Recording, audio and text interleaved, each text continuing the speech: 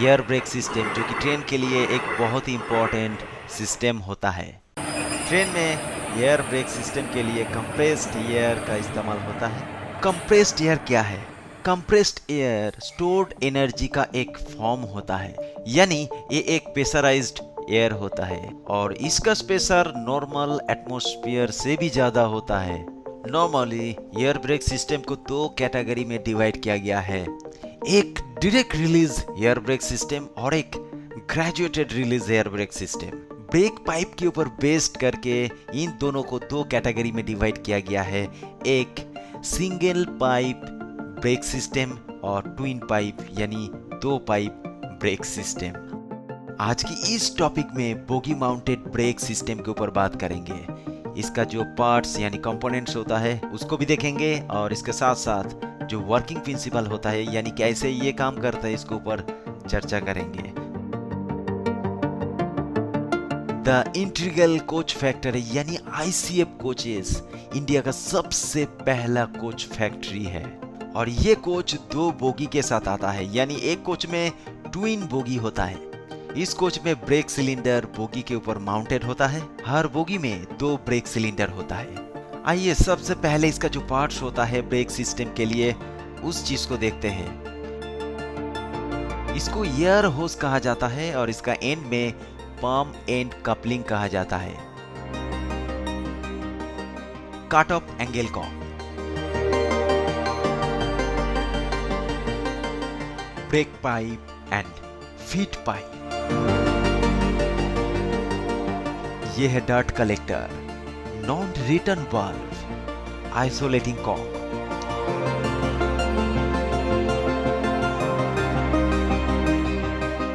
Distributor valve, ये है control reservoir, auxiliary reservoir AR,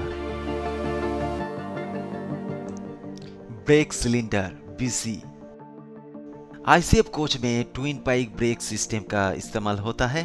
white colour pipe feed pipe होता है and green colour pipe BP यानी brake pipe होता है। थ्रू आउट द कोच इन दोनों पाइप का कनेक्शन है। यहाँ मेन फीड पाइप से branch pipe 200 litre auxiliary reservoir पे एंटर किया via dirt collector and non return valve और ऑक्सिलरी रिजर्वायर से जो आउटपुट पाइप DV का कॉमन ब्रैकेट में एंटर किया। यहाँ पे 20 mm BP branch pipe BP main pipe से DV के अंदर एंटर किया और ये है 10 mm का BP पाइप जो कि बोथ साइड बोगी में ब्रेक सिलेंडर के साथ कनेक्टेड हुआ है।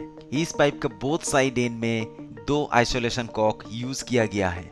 आइए देखते हैं क्या होता है जब ड्राइवर ब्रेक को अप्लाई करता है। लोकोमोटिव कंप्रेसर फीड पाइप को 6 किलोग्राम पर सेंटीमीटर स्क्वायर के हिसाब से चार्ज करते हैं और ब्रेक पाइप को 5 किलोग्राम पर सेंटीमीटर स्क्वायर के हिसाब से through out the train charge करते हैं। और यहाँ पे कंट्रोल रिजर्वायर को 5 kg पर स्क्वायर सेंटीमीटर के हिसाब से चार्ज करते हैं। फीड पाइप जो कि ऑक्सिलरी रिजर्वायर के साथ कनेक्ट है और BP जो कि DV के साथ कनेक्ट है। जब ब्रेक को अप्लाई किया जाता है तो उस टाइम ब्रेक पाइप के अंदर जो प्रेशर होता है वो ड्रॉप हो जाता है। जैसे ही ब्रेक पाइप का प्रेशर ड्रॉप होता है ये डिस्ट्रीब्यूटर वाल्व के द्वारा सेंस होता है और ऑक्सिलरी रिजर्वायर को BP के साथ कनेक्ट करते हैं। जैसे ही ऑक्सिलरी रिजर्वायर और BP के साथ कनेक्ट होता है ब्रेक सिलेंडर के अंदर प्रेशर इंक्रीज होता है और इसलिए ब्रेक सिलेंडर का जो पिस्टन रॉड बाहर आता है। जैसे ही पिस्टन रॉड लीवर को पुश करते हैं तो ब्रेक ब्लॉक व्हील के साथ कांटेक्ट में आते हैं।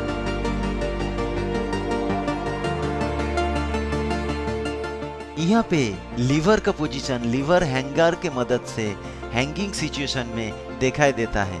यहाँ पे जैसे लीवर फॉरवर्ड होता है तो उसका साथ जो कनेक्टिंग रॉड होता है ये ऑपोजिट साइड का जो ब्रेक बीम है उसको पुल करते हैं और इसलिए दोनों साइड का ब्रेक बीम व्हील्स के कांटेक्ट में आते हैं।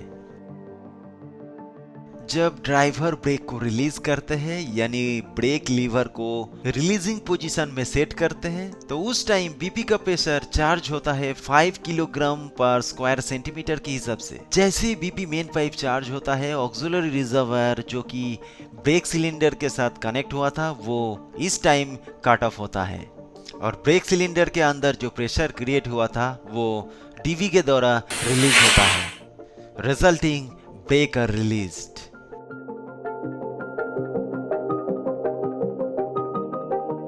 तो जब हम लोग ट्रेन में ट्रैवल करते हैं तो उस टाइम कभी कभी इस टाइप का साउंड सुनाई देता है। असल में इसके पीछे ब्रेकिंग सिस्टम ही काम करता है। तो दोस्तों आज की ये वीडियो कैसा लगा है आप जरूर कमेंट करके बताइए। अगर वीडियो में कुछ सीखने को मिला है तो बताइए। Yes, let's grow, never stop learning.